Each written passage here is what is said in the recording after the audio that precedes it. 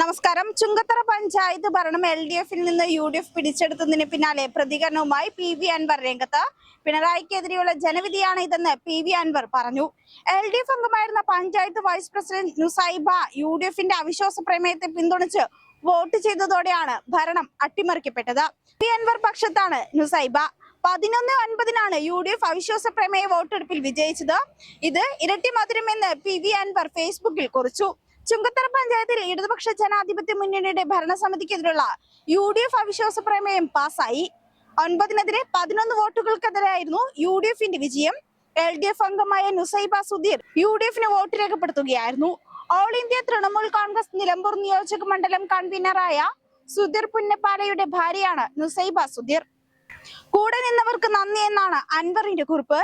Karulai panchayat ഉപതെരഞ്ഞെടുപ്പിലും LDF തോൽവി ഏറ്റുവാങ്ങിയിരുന്നു. 397 വോട്ടിന്റെ ഭൂരിപക്ഷത്തിലാണ് UDF സ്ഥാനാർത്ഥി വിജയിച്ചത്. PV അൻവറിന് ഇടതുപക്ഷത്തിന്റെ ഒരു രോമം പോലും ഇളക്കാനാവില്ലെന്ന് പ്രസംഗിച്ചു നടക്കുന്ന ഇടതുപക്ഷ നേതാക്കൾക്ക് ഈ വിജയം സമർപ്പിക്കുന്നു എന്ന് PV അൻവർ പ്രതികരിച്ചു.